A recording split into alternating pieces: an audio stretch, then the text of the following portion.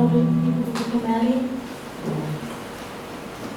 Mari pada kesempatan pagi hari ini kita juga memberikan persembahan kita kepada Tuhan. Silakan saudari yang bisa berdoa persembahan. Mari kita berdoa. Terima kasih Tuhan buat kesempatan ini Tuhan, buat waktu yang baik kami Tuhan dalam aktivitas kami Tuhan. Di saat kami memperdoa kami kepada kami Tuhan dengan memberikan persembahan Tuhan. Kiranya memberkati persembahan kami Tuhan. Kiranya menjadi alat bagi Tuhan kepada kerajaan Tuhan Yesus. Engkau juga memberkati pengelola yang ada Tuhan. Kiranya dapat mengelola persembahan kami Tuhan sesuai dengan rencana-Mu dan rancangan-Mu Tuhan. Sehingga Tuhan nama-Mu saja yang dipermuliakan Tuhan. Kami menyerahkan persembahan kami Tuhan hanya di dalam nama Tuhan Yesus dan berdoa dan mengucap syukur. Dia Allah yang setia, Dia Allah yang mengampuni.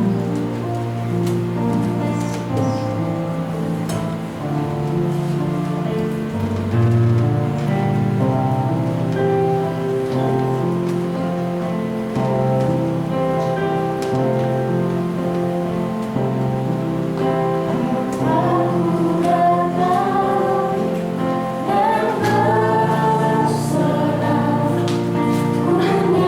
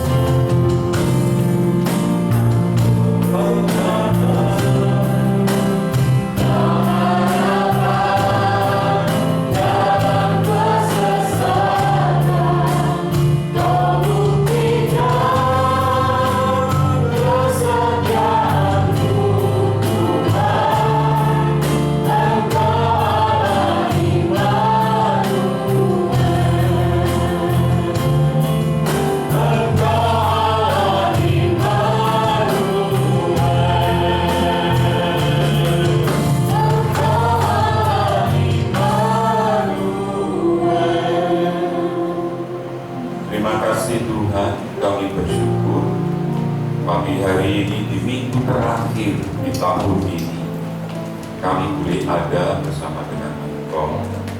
Kami mengucap syukur hari-hari, bulan yang boleh kami lalui. Ada suka, ada duka. Terlepas dari itu semua, kami mengucap syukur karena kami tahu ada penyertaan Tuhan di sana. Terima kasih, kami siap menatap tahun depan dengan kemenangan bersama dengan Engkau. Biarkan hari ini kami akan mengakhiri dan kami harus berkata jujur, apakah kami sudah mengenal Engkau saat ini. Terima kasih Tuhan, dalam nama Tuhan kami Yesus Kristus kami berdoa dan mengucap syukur. Haleluya. Amin. Shalom Bapak Ibu. Saya ajak Bapak Ibu membuka di dalam Kitab Filipi pasal yang ketiga. Satu perikop kita akan perhatikan sampai ayat yang ke-21. Itu satu pasal Bapak Ibu. Ada beberapa perikop yang nanti kita akan perhatikan bersama-sama. Ayat demi ayat kita akan gali pada hari ini. Saya akan membaca ayat 1 Bapak Ibu ayat yang kedua, dan nanti terakhir di ayat yang ke-21. Iya, akhirnya saudara-saudaraku, bersukacitalah dalam Tuhan. Menuliskan hal ini lagi kepadamu tidaklah berat bagiku dan memberi kepastian kepadamu.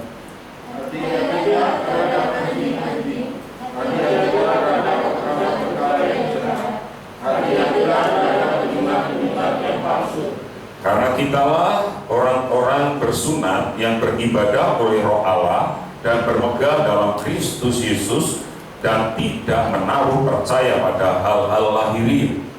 Sekalipun aku juga ada alasan untuk menaruh percaya pada hal-hal lahiriah, jika ada orang lain yang dapat menaruh percaya pada hal-hal lahiriah, aku lebih lagi. Disunat pada hari ke-8 dari bangsa Israel dari suku Binyamin, orang Ibrani asli. Tentang pendirian terhadap hukum Taurat, aku orang Farisi. Tentang pendirian aku menganiaya jemaat. Tentang kebenaran dalam menaati hukum Taurat, aku tidak jahat. Tetapi apa yang dahulu merupakan keuntungan bagiku, sekarang kuanggap rugi karena Kristus. Malahan segala sesuatu kuanggap rugi karena mengenal akan Kristus Yesus Tuhanku lebih mulia daripada semuanya. Oleh karena Dialah aku telah melepaskan semuanya itu dan menganggapnya sampah, supaya aku memperoleh Kristus. Dan berada dalam Dia bukan dengan kebenaranku sendiri karena mentaati hukum Taurat, melainkan dengan kebenaran karena kepercayaan kepada Kristus, yaitu kebenaran yang akan Allah anugerahkan berdasarkan kepercayaan. Yang kukehendaki ialah mengenal Dia dan kuasa kebangkitannya dan bersekutu dalam penderitaan, di mana aku menjadi serupa dengan Dia dalam kematiannya, supaya aku akhirnya beroleh kebangkitan dari antara orang mati. bukan seolah-olah aku telah memperoleh hal ini atau telah sempurna, melainkan aku mengejarnya, kalau aku dapat juga menangkapnya, karena aku pun telah ditangkap oleh Kristus Yesus. Saudara-saudara, aku sendiri tidak menganggap bahwa aku telah menangkapnya, tetapi ini yang kulakukan. Aku melupakan apa yang telah di belakangku dan mengarahkan diri kepada apa yang di hadapanku.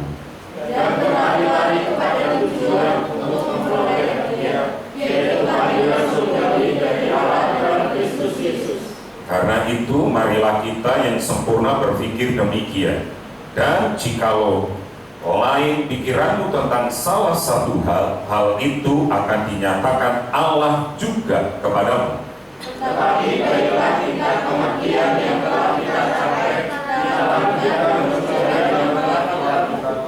Saudara-saudara, ikutlah teladanku dan perhatikanlah mereka yang hidup sama seperti kami yang menjadi teladan. Karena seperti yang telah kerap kali kukatakan kepadamu, dan yang kunyatakan pula sekarang sambil menangis, banyak orang yang hidup sebagai seteru salib Kristus. Kesudahan mereka ialah binasa, Tuhan mereka ialah perut mereka, kemuliaan mereka ialah aib mereka, pikiran mereka semata-mata tertuju kepada perkara duniawi.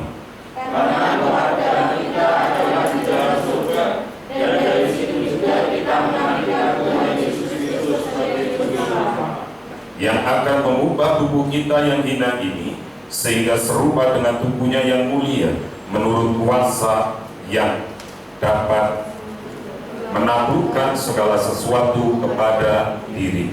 Amin. Bapak Ibu yang dikasihi Tuhan, kita bersyukur karena Tuhan berkenan menyatakan dirinya kepada Anda dan saya. Dan kita tahu Dia adalah Allah Immanuel. Dan kita kalau ditanya Tuhan Yesus itu seperti apa toh? Dan kita bisa menggambarkan, ya, Tuhan Yesus itu rambutnya gondrong, dia berewokan, usianya kira-kira 30-an seperti yang terdapat di gambar gambar. Bahkan kalau Bapak Ibu mengikuti beberapa dari saudara-saudara kita yang terima Tuhan Yesus yang baru, mereka cerita dijumpai Tuhan Yesus seperti yang ada di gambar itu. Artinya Tuhan itu benar ada, Tuhan itu benar-benar nyata, Tuhan itu ada di tengah-tengah Anda dan saya. Dia bisa diraba, dia bisa dilihat pada waktu zaman para rasul-rasul. Nah, ini fakta, ini kenyataannya yang tidak bisa dipungkiri. Dan dari sini kita bisa melihat, kita bisa mengenalnya bukan hanya menerima informasi tentang Dia. Jadi Bapak Ibu mungkin Anda bilang tahu, oh Tuhan Yesus seperti tadi yang digambarkan. Kalau ditanya, anak sekolah minggu juga bisa jawab, siapa Tuhan Yesus itu? Oh, dia lahir pada bulan Desember, lalu mati di atas kayu salib. Itu hanyalah informasi. Bahkan saya pernah ketemu, saya pernah tanya kepada seseorang, tahu nggak dengan Bung Karno? Pasti Anda akan jawab, ngerti, Anda tahu. Betul kan? Meskipun tidak sehidup sejaman dengan saya. Bahkan ada yang cerita, oh Pak, dulu Bung Karno pernah ke Semarang, di alun-alun Kauman itu, beliau pidato yang sangat terkenal, jas merah. Jangan sekali-sekali meninggalkan sejarah. Itu beliau orangnya hebat seperti ini, cerita bisa. Apakah Anda mengenal Tuhan hanya sebatas informasi, sebatas pengetahuan? Itu yang lebih penting, Bapak Ibu, bukan itu. Tetapi pengenalan Anda kepada Tuhan itu lebih penting di atas segala-galanya. Makanya tema kita hari ini berbicara, Bapak Ibu, mengenal Tuhan dan membuatnya dikenal. Anda dikenal Tuhan nggak hari ini? Tuhan mengenal Anda enggak? Itu yang terpenting, ya kan? Kalau kita menyadari ini, Bapak Ibu yang dikasihi Tuhan, mari kita belajar bersama-sama hari-hari ini, supaya Tuhan mengenal Anda dan kita benar-benar mengenal Tuhan. Tidak hanya sebatas wacana, tidak hanya sebatas, oh iya saya mengerti, saya tahu. Itu hanya sebatas pengetahuan. Dan kalau kita bisa hidup intim dengan Tuhan, maka pengenalan itu akan semakin luar biasa, semakin mengerti. Saya ketemu dengan sahabat saya beberapa hari lalu, Bapak Ibu. Saya kenal dia, saya tahu dia, dia tahu saya, dia kenal siapa saya. Karena apa? Karena kami sering tidur bareng, jalan-jalan bareng, antara SD sampai SMP sama-sama terus. Meskipun kami kadang beda kelas, tetapi kami tetap bisa bersahabat. Bahkan sampai hari ini kami mengikrarkan bahwa kami saudara.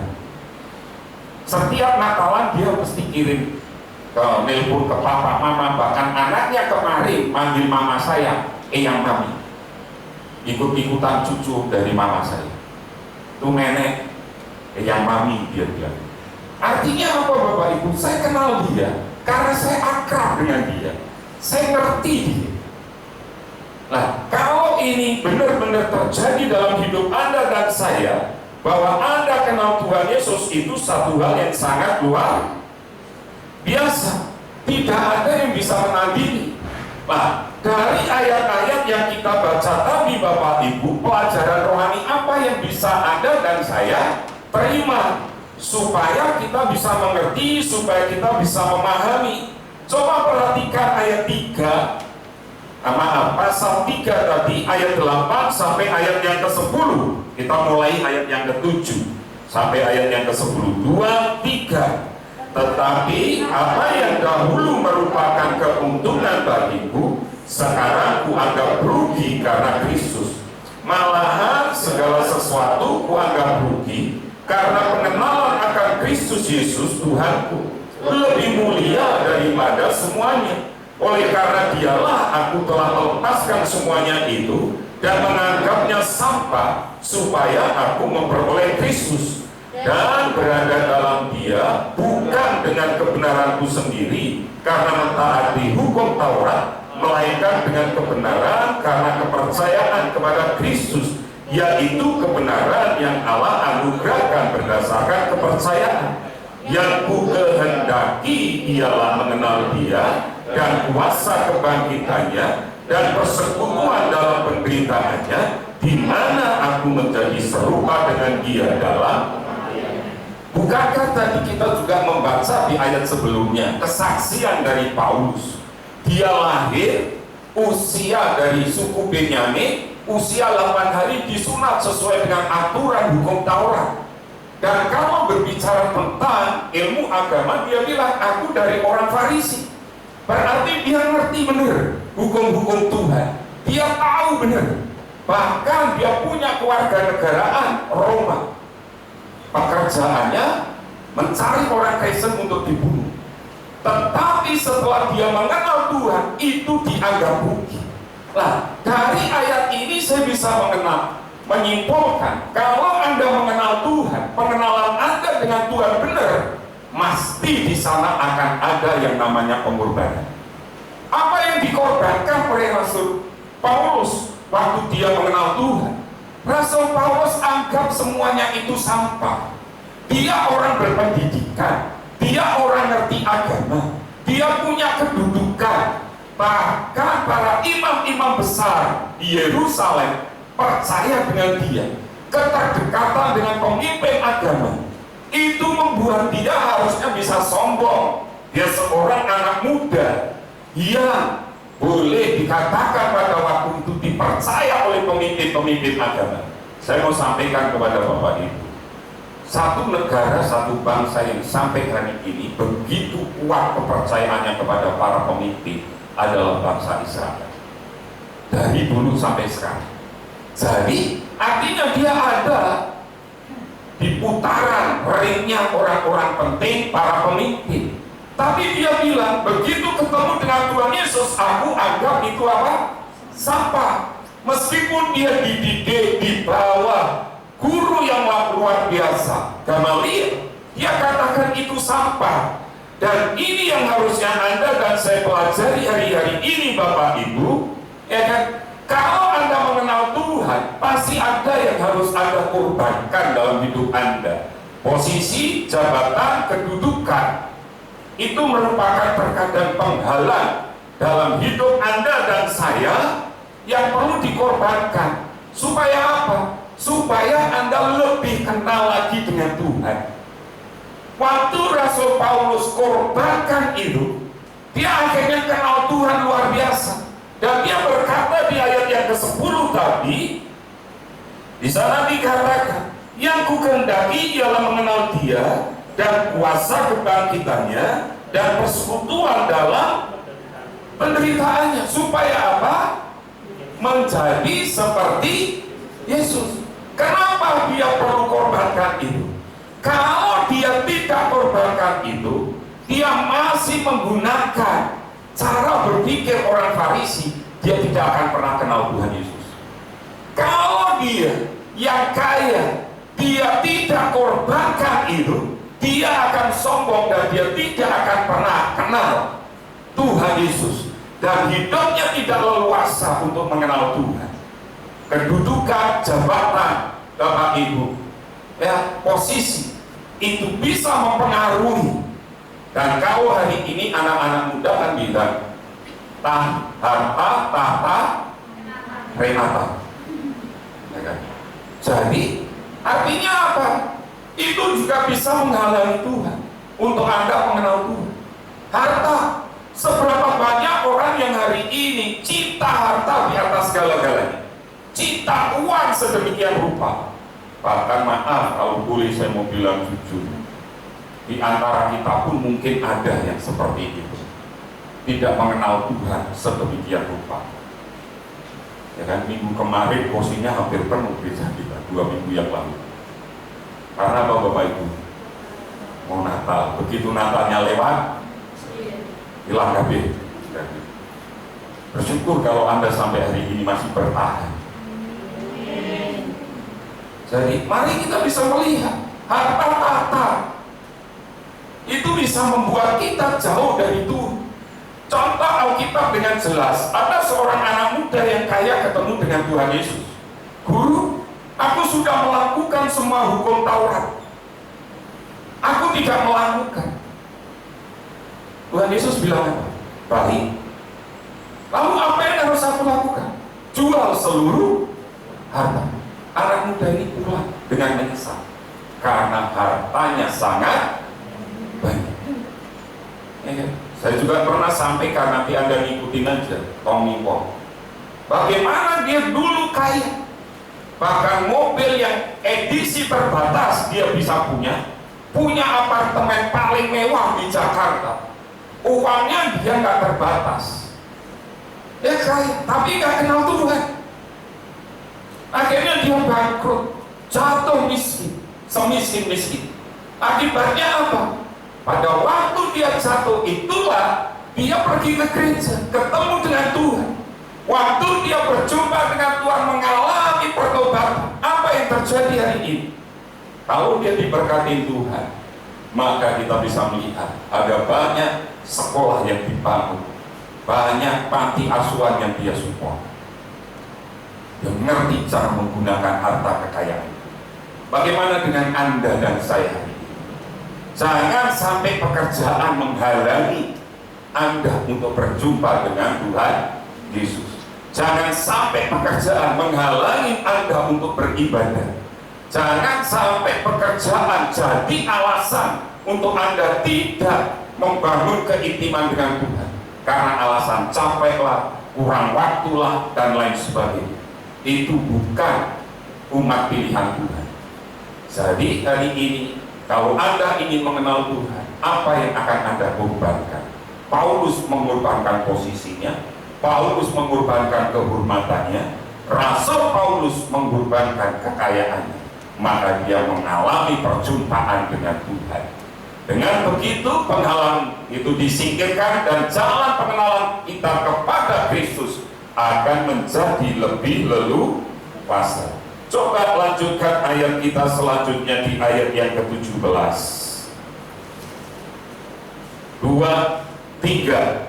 Saudara-saudara, ikutlah teladanku dan perhatikanlah mereka yang hidup sama seperti kami yang menjadi teladan. Anda bisa melihat kalau Anda ingin mengenal Tuhan secara pribadi, maka kita bisa melihat keteladanan orang-orang yang ada di sekitar kita yang memiliki roh Tuhan yang sangat luar biasa. Bahkan di Korintus Tuhan bilang gini, kalau engkau salah bersahabat itu bisa merusak hidup Anda dan saya. Lingkungan itu mempengaruhi Anda dan saya.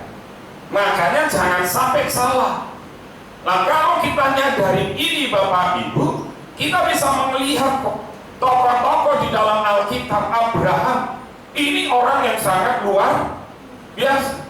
Apa yang dia korbankan supaya dia kenal Tuhan? Anaknya Ishak yang ditunggu bertahun-tahun, dia korbankan itu supaya pengenalannya kepada Tuhan itu sangat luar biasa. Abraham berani berkorban seperti itu. Kita juga melihat bagaimana tokoh Alkitab, keteladanan dari Daniel. Dia tidak gila jabatan. Meskipun hukumannya adalah mati, dia rela itu. Lepaskan. Dia tetap 3 hari menghadap ke Yerusalem, berdoa mencari wajah Tuhan. Jabatan tidak dia gubres. Yang penting ada pertemuan dengan Tuhan. Itu keteladanan Daniel. Dia korbankan waktunya untuk bersekutu dengan Tuhan, bahkan jabatannya pun dia korbankan supaya dia bisa ketemu dengan Tuhan. Kita bisa melihat tokoh-tokoh Alkitab yang lain. Bagaimana Daud disuruh oleh Tuhan nabung, padahal dia punya kerinduan untuk membangun bait suci, tapi Daud tidak diizinkan. Yang diizinkan adalah anaknya. Siapa? Saul.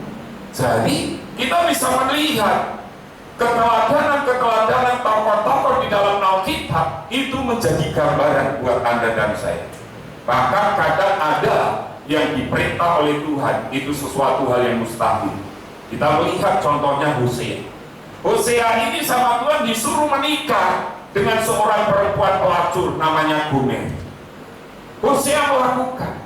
Karena apa? Karena umat Tuhan sudah tidak setia kepada Tuhan. Makanya Tuhan pakai gambaran bahwa perempuan pelacur itu pun akhirnya bisa dipulihkan dengan menikah dengan Hosea.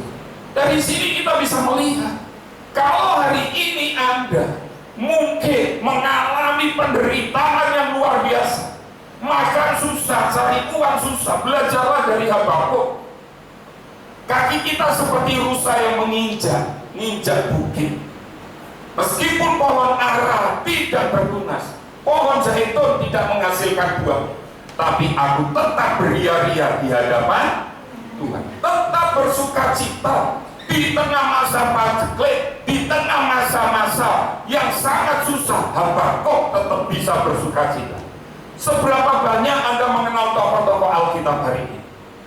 Kalau Anda mengenal tokoh-tokoh Alkitab, Anda akan belajar satu keteladanan yang luar biasa. Rasul Paulus berkata tadi, katakan, saudara-saudaraku, ikutlah teladanku dan perhatikanlah mereka yang hidup sama seperti kami yang menjadi teladan. Belajar dari pemimpin-pemimpin kita. Saya pun sampai hari ini belajar, tidak hanya dari tokoh di Alkitab, tetapi saya juga memiliki bapak rohani dan ibu rohani yang senantiasa mementor saya, yang senantiasa membimbing saya. Dan saya bersyukur untuk hal itu.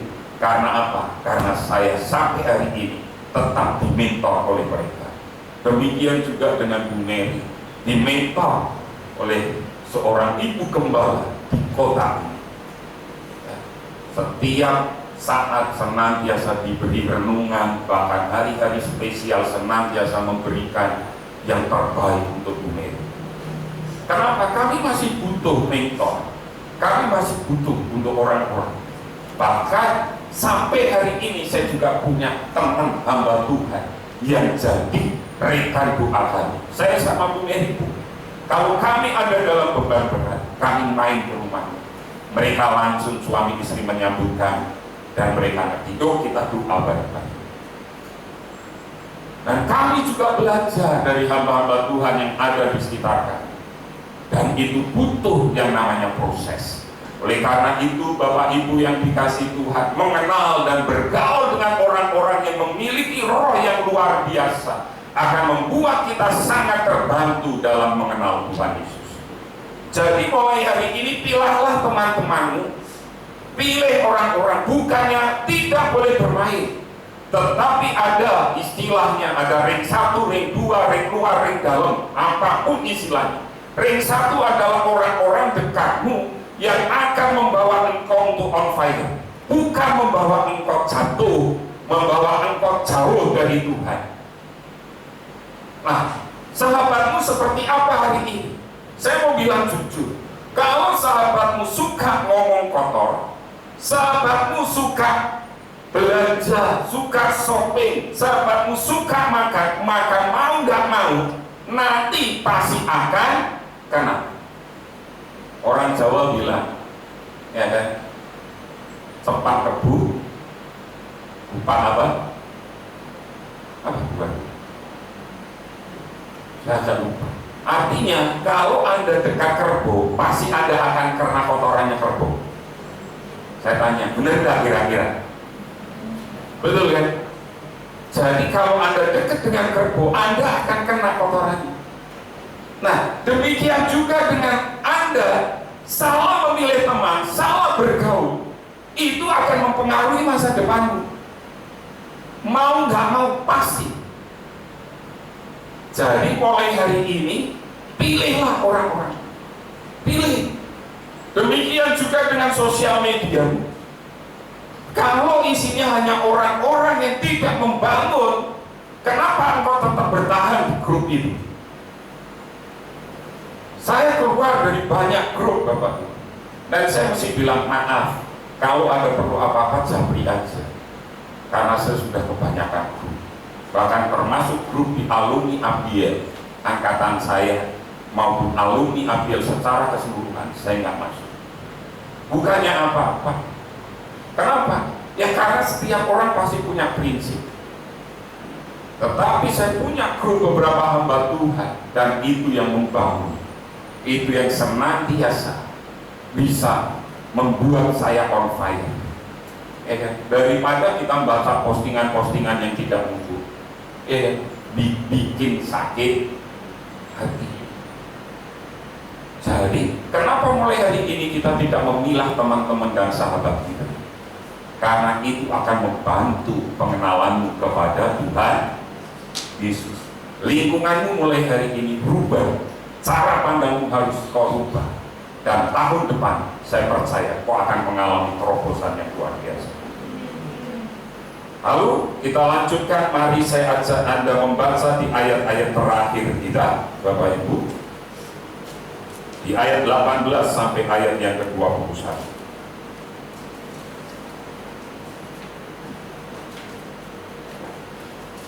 18 sampai ayat 21. 2, 3. Karena seperti yang telah kerap kali kukatakan kepadamu, dan yang kunyatakan pula sekarang sambil menangis, banyak orang yang hidup sebagai buruh salib Kristus. Kesudahan mereka ialah kebinasaan, Tuhan mereka ialah perut mereka, kemuliaan mereka ialah aib mereka. Pikiran mereka semata-mata tertuju kepada perkara duniawi, karena kewarganegaraan kita adalah di dalam surga. Dari situ juga kita menantikan Tuhan Yesus Kristus sebagai juru selamat, yang akan mengubah tubuh kita yang hina ini sehingga serupa dengan tubuhnya yang mulia, menurut kuasanya yang dapat dalam diri. Yang berikutnya dari ayat yang kita baca, saya bisa menyimpulkan pengenalan Anda kepada Tuhan itu ditentukan dari belas kasihan. Katakan belas kasihan. Kenapa? Di ayat 18 banyak orang yang jadi musuhnya Tuhan Yesus. Tuhan Yesus itu berbelas kasihan kepada Anda. Kalau Tuhan tidak punya belas kasihan kepada Anda dan saya, Dia tidak akan menyatakan dirinya. Dia tidak akan berkata, Immanuel, aku yang menyertai engkau. Enggak. Tuhan adalah Tuhan yang penuh dengan cinta kasih dan belas kasihan. Nah, bagaimana dengan hidup Anda dan saya? Hari ini di luar sana banyak orang yang hidupnya masih duniawi. Atau mungkin Anda dan saya hari ini juga masih duniawi. Sama, gak ada bedanya. Masih banyak orang yang gak terima Tuhan Yesus dan tidak mengenal Tuhan Yesus. Jadi pengenalan kita kepada Kristus akan melahirkan belas kasihan. Jadi Anda bisa ngerti sekarang, kalau Anda tidak pernah tergerak oleh belas kasihan untuk memberitakan Injil kepada orang lain, artinya Anda sendiri pun perlu ditolong. Anda jangan bangga kalau Anda jadi Kristen, lalu Anda klaim bahwa saya akan masuk surga. Saya dari awal sejak gereja kita ada, saya senantiasa ingatkan, keselamatan itu anugerah, tetapi itu pun terus membutuhkan sebuah proses untuk Anda menjadi dewasa. Kita panggil Tuhan kita Bapa, tidak berhenti sebagai Bapa. Anda dan saya akan jadi sahabatnya Tuhan. Tidak berhenti sebagai sahabat. Kalau seorang sahabat, Tuhan punya rencana, Tuhan punya rancangan. Contoh, Abraham itu sahabat Tuhan. Dinyatakan waktu Sodom dan Gomora akan dihancurkan. Tidak berhenti sebagai seorang sahabat. Puncak terakhir dari Pengenalan Anda dan saya kepada Kristus adalah sebagai mempelai, pengantin-pengantinnya Kristus. Nah, ini yang harusnya Anda dan saya menyadari. Banyak orang yang belum mengenal dan mengalami kasih Kristus. Mereka hidup sebagai musuhnya Tuhan dan hidup secara dunia. Banyak di sekitar Anda dan saya, lingkungan kita, pengenalan Anda kepada Kristus akan ada belas kasihan dalam hidup Anda dan saya. Waktu melihat mereka tidak terselamatkan. Makanya di situ Rasul Paulus bilang, ya kan? Karena seperti yang telah kerap kali kukatakan kepadamu dan yang kunyatakan pula sekarang sambil apa? Menangis. Paulus sambil menangis mengingatkan jemaat di Kolose bahwa di luar mereka masih banyak orang yang menjadi musuhnya salib, menjadi musuhnya Tuhan Yesus. Nah, itu yang Paulus inginkan supaya mereka jemaat di Kolose bisa memenangkan mereka. Apa yang ditangisi oleh Paulus di ayat yang ke-19, itulah akhir dari mereka yang tidak kenal Tuhan Yesus. Coba baca ayat 19, 2, 3. Tuhan mereka ialah, kemuliaan mereka ialah, pikiran mereka. Anda lihat kesudahan mereka apa? Binasa. Mereka mati di dalam kekekalan. Apakah Anda rela untuk hal ini? Melihat orang yang Anda kasihi, melihat orang yang Anda cintai. Lalu di situ ciri dari mereka adalah mereka bangga dengan aib mereka. Coba berapa sering kita mendengar, oh aku tadi habis tawuran, oh aku tadi habis berkelahi, oh aku tadi habis minum, oh aku tadi habis pergi ke tempat pelacuran dan lain sebagainya. Aib. Kadang orang bangga dengan aib mereka. Seberapa sering kita mendengar orang-orang bercerita tentang aib mereka, membuka aib mereka sendiri, dan itu diceritakan dengan sebuah kebanggaan. Tidak ada rasa malu. Bukankah hari-hari ini dunia sudah seperti itu? Lalu yang berikutnya di sana dikatakan kemuliaan mereka tadi, aib mereka, pikiran mereka apa? Semata-mata tertuju kepada perkara dunia. Apa yang hari ini sedang tren di dunia, kita harus ngikuti, kita harus punya. Makanya Bapak Ibu, yuk hari ini kalau ketemu orang, bisa nggak Anda bercerita kalimat-kalimat yang keluar dari lidah bibir Anda adalah kalimat-kalimat firman. Itu yang akan membedakan. Bagaimana Anda bisa keluar kalimat-kalimat firman? Kalau hidup Anda mengenal Tuhan, pasti yang keluar adalah kalimat-kalimat firman. Oleh karena itu, yuk kita mulai hari ini berbenah. Mengenal Tuhan berarti memiliki belas kasihan kepada orang-orang yang ada di sekitar Anda. Dalam kehidupan kita, marilah kita menggunakan kesempatan agar namanya kita.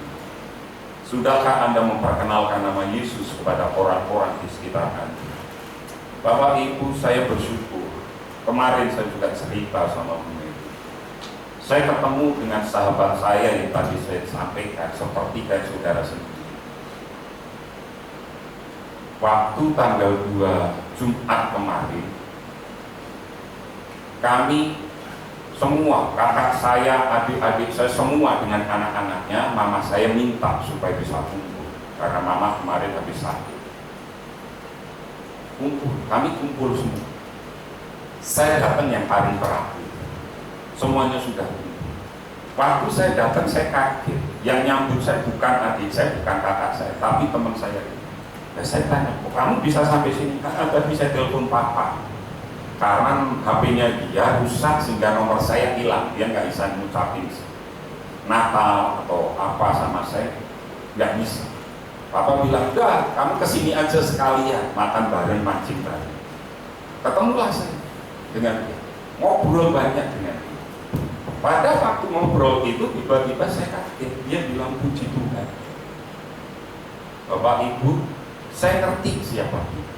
Dididik seperti apa di dalam agamanya. Saya tahu kuliahnya dia di sekolah seperti apa. Saya tahu. Karena kami tumbuh bersama-sama. Dan saya kaget, dia bilang, ponakanku dari kakaknya yang pertama itu mau menikah dan akan diberkati di gereja di Jogja. Kalau kamu bisa datanglah. Saya bilang, kok bisa? Karena saya ngerti kakaknya yang pertama ini bermasalah, Bapak Ibu. Dia anak pertama, mereka 5 bersaudara. Tidak diterima oleh adik-adik. Orang tuanya pun dalam tanda kutip setengah membuang sebetulnya. Saya tahu. Papanya pernah mau, bapaknya itu pernah diambilkan pistol mau dibedil, mau ditembak karena bapaknya punya pistol. Bapaknya ditembak meleset, Bapak Ibu, lari yang dibuang, pindah keluar kota sampai ayahnya akhirnya mengambil keputusan untuk mengakhiri itu karena itu. Dan saya dipasrahin kunci rumahnya, saya datangin rumah. Dan saya kaget, kakaknya ada di situ nangis. Nah, itulah kesempatan saya cerita siapa Tuhan Yesus. Saya sampaikan Tuhan Yesus. Satu-satunya pribadi yang mengasihi kamu adalah Tuhan Yesus. Saya sampaikan, saya ceritakan siapa itu. Waktu itu saya masih diam. Saya cerita. Saya bimbing dia terima Tuhan. Dan sejak itu saya tidak pernah ketemu, nggak pernah. Karena tiba-tiba orang ini hilang, seperti hilang dan terlupakan. Tapi kemarin nanti aku sekarang jadi Nasrani kayak kamu. Kapan-kapan bimbinglah kamu pendeta, kamu pimpinannya. Ya wis, nanti saya kasih alamatnya. Saya tak main ke rumahnya. Anaknya 7, 4 Nasrani, 3. Karena istrinya tidak sedih. Sampai hari ini masih tetap kerja. Bapak Ibu yang dikasih, saya pun sudah lupa. Kalau teman saya, sahabat saya, saudara saya tidak cerita, saya pun tak pernah ingat akan cerita bagaimana saya ketemu, berdoa bersama-sama, memanggil dan memohon Tuhan Yesus menurunkan belas kasihan. Dalam situasi apapun engkau bisa ketemu dengan orang, engkau bisa mendoakan orang, engkau bisa menceritakan orang. Dan belas kasihan kepada orang-orang yang belum kenal Tuhan itu menentukan belas kasihan Tuhan dalam hidup dan hidup saya. Pak, saya takut. Nggak usah takut. Kalimat Tuhan menyertai engkau sampai akhir zaman itu hanya ada di amanat aku. Karena itu pergilah jadikanlah semua bangsa murid, dan ketahuilah aku menyertai engkau sampai kesudahan zaman. Penyertaan Tuhan itu nyata waktu engkau menceritakan nama, waktu meninggikan dia, waktu mempermuliakan Tuhan. Oleh karena itu, gereja kita ke depan tahun 2021 mengubah pola pelayanan ini. Kita titik beratkan di dalam marturia dan diakoni untuk menjangkau orang-orang yang tidak terjangkau, untuk memperhatikan orang yang tidak pernah diperhatikan. Semua keuangan gereja pasti otomatis akan lebih banyak ke sana. Sehingga Anda jangan mikir nanti ada celebration, perayaan-perayaan. Tetapi kita pikirkan bagaimana kita merayakan perayaan surga gegap gempita karena menyambut satu orang yang bertobat menerima Tuhan Yesus. Itu lebih besar dan dahsyat kuasanya. Dan saya percaya ke depannya saya akan melihat Anda semua membawa orang-orang baru masuk ke dalam rumah gereja, dibaptis, dimuridkan, bertumbuh bersama-sama bagi kemuliaan Tuhan Yesus memberkati. Berikan ku hati seperti hati mantan belas kasih.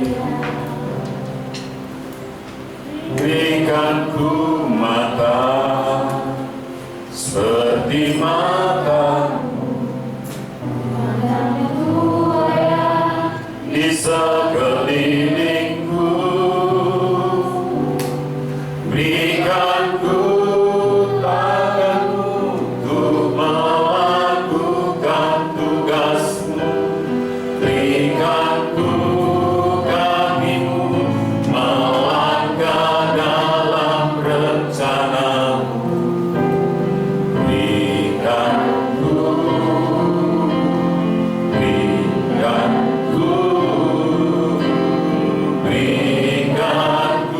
hatimu. Berikan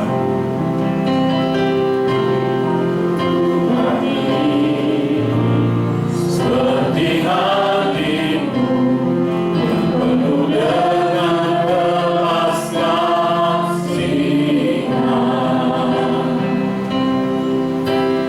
Berikan ku mata seperti matamu memandang Tuhan yang di sekelilingku. Berikan ku tanganmu untuk melakukan tugasmu. Berikan ku kakimu melangkah dalam rencanamu.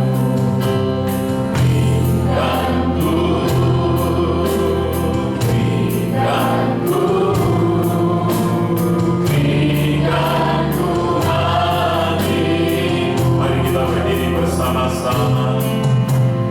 Berikan ku hatimu seperti hatimu yang penuh dengan belas kasihan.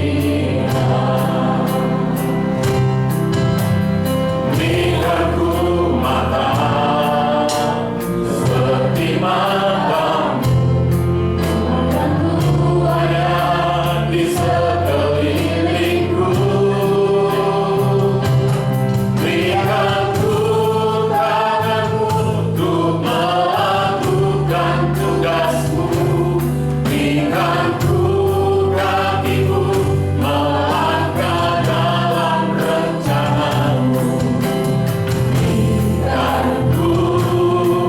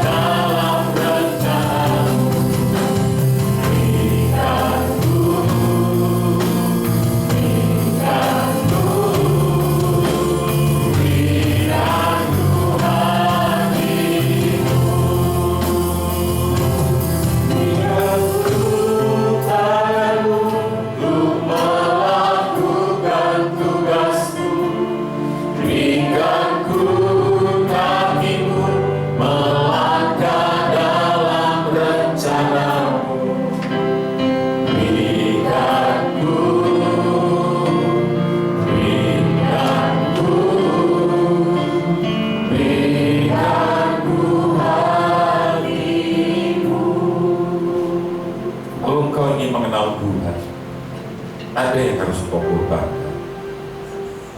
Apa yang selama ini jadi kebanggaan? Apa yang selama ini engkau agung-agungkan? Dan itu sebagai simbol kehormatan. Itu akan jadi penghalang dalam pengenalan akan Rasul Paulus bilang, aku anggap itu semua sama.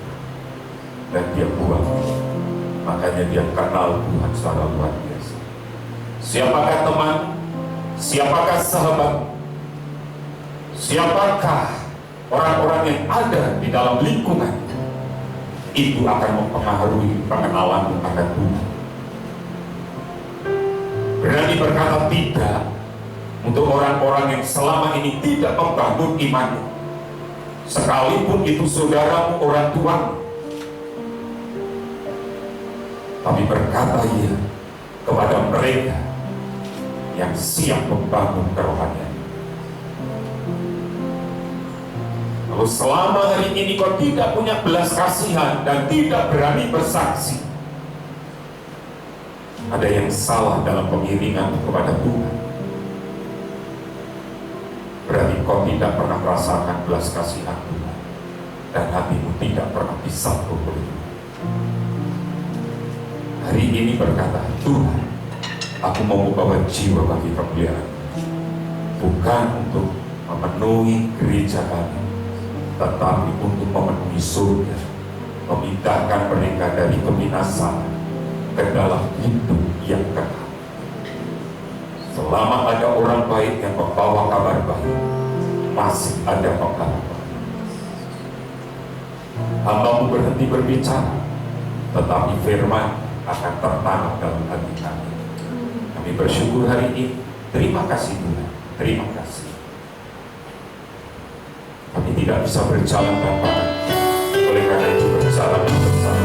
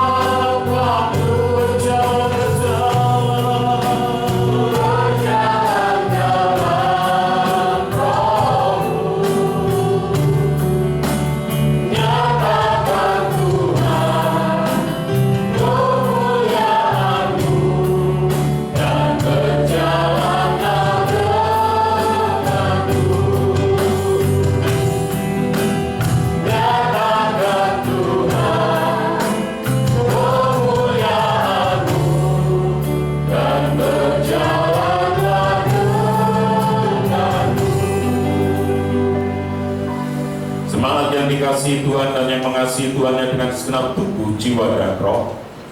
Setelah kau berbuat bakti, sekarang pulanglah kau ke ladang usahamu, ke dalam pekerjaan, ke dalam pendidikan, ke dalam keluargamu dan rumah tangga. Angkat hatimu, pandanglah Tuhan dan nikmatilah berkat-berkat-Nya. Oh family, kamulah bangsa yang terpilih, imamat yang berajani, bangsa yang kudus, umat kepunyaan Allah sendiri, untuk menyatakan kebesaran dan kedahsyatan namanya. Engkau telah ditetapkan jadi kepala, bukan jadi ekor. Dibawa oleh Tuhan semakin naik, tidak semakin turun. Masa depanmu sungguh ada, dan harapanmu tidak pernah sia-sia. Di tangan kananmu umur panjang, di tangan kirimu kekayaan dan kehormatan, sehingga kau tidak pernah berhutang, tetapi engkau akan memintai bangsa-bangsa. Dari Tuhan datang pertolongan, berkat-Mu atas umat-Mu.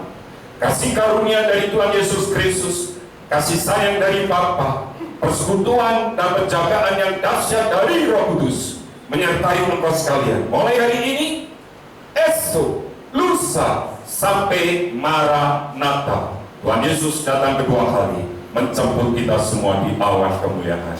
Haleluya. Amin. Bapa, terima kasih.